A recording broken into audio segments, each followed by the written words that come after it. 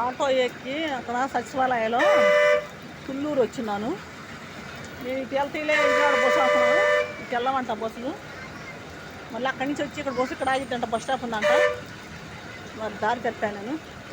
వర్షంలో ఒకటే ఆటో వస్తే ఆటో ఎక్కేసాను, గబుకున ఆటో ఎక్కేసాను. ఇప్పుడు తుళ్ళూరు అంట. ఇంకో బస్సు కూడా తుళ్ళూరు పోతుంది. ఇది తుళ్ళూరు బస్ స్టాండ్ తెచ్చారు. బస్ స్టాండ్కి ఎదురు ఉన్నాను.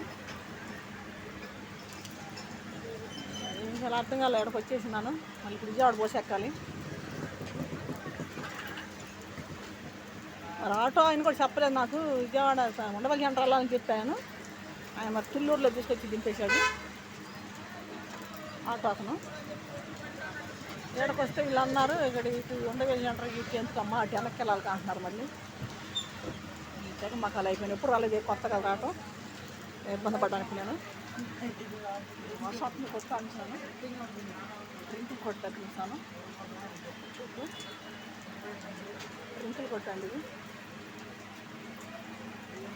అండి కొట్టు, ఇది కొట్టండి డ్రింకులు కొట్టు. పాప కొట్టు, పాప కొట్టులో ఉండే పాప.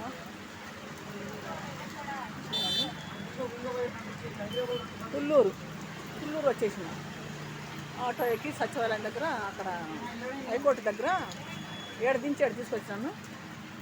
మరి నేను నుంచి ఉండవల్లి సెంటర్లు ఇద్దాం, నేను ఎప్పుడు రాలేదు కదా, కొత్త కదా, నాకు ఊరికి తెలియదు.